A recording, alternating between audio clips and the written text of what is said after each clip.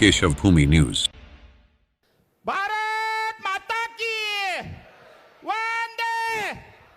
भारतीय जनता पार्टीचा देवा भाऊ आप आगे बढ़ो।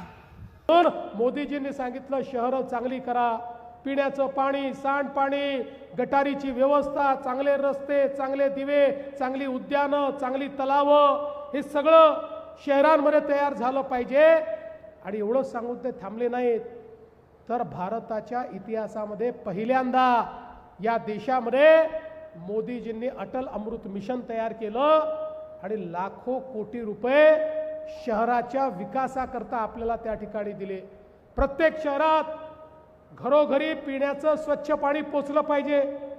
शहरातला जो मैला आहे, घाण पाणी आहे, हे सगळं भुयारी गटाराच्या माध्यमातून STP पर्यंत गेलं पाहिजे। STP मध्ये त्या पाण्यावर प्रक्रिया झाली पाहिजे, त्यातला मैला बाजूला होऊन त्यातनं खत तयार झालं पाहिजे, त्यातलं चांगलं पाणी हे नदी नाल्यांमध्ये गेलं पाहिजे, नदी नाल्याचं प्रदूषण बंद झालं पाहिजे।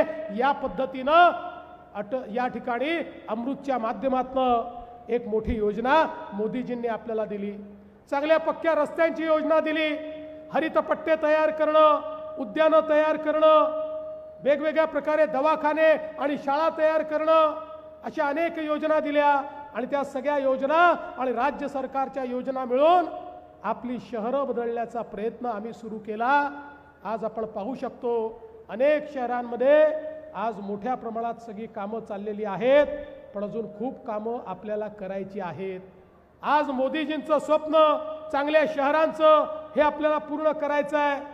शहरामध्ये उच्च जीवनमान आपल्याला उभं करायचं आहे। आणि म्हणूनच या निवडणुकीकडे बघत असताना ज्यावेळी मी आपल्याला कैलास म्हात्रे यांच्यासारख्या एका अनुभवी अशा आमच्या नगराध्यक्ष पदाच्या उमेदवाराला मतदान करा म्हणतो, ज्यावेळी आमच्या नगरसेवकांना मतदान करा म्हणतो, त्यावेळी आम्हाला खुर्च्या तोडण्याकरता नगर परिषद नको आहे, केवळ आपला झेंडा लावण्याकरता नगर परिषद नको आहे, तर आम्हाला या शहरातल्या शेवटच्या माणसाच्या आशा आकांक्षा पूर्ण करण्याकरता, त्याच्या जीवनात परिवर्तन करण्याकरता आम्हाला या ठिकाणी ही नगरपालिका आपल्या हातामध्ये घ्यायची आहे।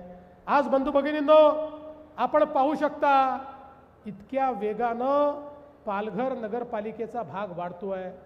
कदाचित पुढच्या काळामध्ये ज्या काही या ठिकाणी वेगवेगळ्या अपॉर्च्युनिटीज तयार होत आहेत त्या बघितल्यानंतर या नगरपालिकेचं लवकरच महानगरपालिकेत देखील काही वर्षांनी आपल्याला रूपांतर करावं लागेल, इतक्या वेगानं हे काम वाढतं आहे। पण एकीकडे शहर वाढतच राहिलं आणि त्याला काहीच सोयी दिल्या नाहीत तर कसं चालेल।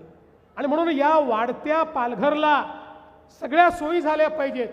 त्याची जी वाढ आहे ही वाढ ही सूज असू नये। अंगावर सूज आली तर अंग कसं दिसतं ते चांगलं दिसत नाही, पण मसल झाला तर माणूस मजबूत वाटतो, तशी सूज असू नये। तर नियोजित अशा प्रकारचं, सुनियोजित अशा प्रकारचं पालघर तयार करायचं आहे।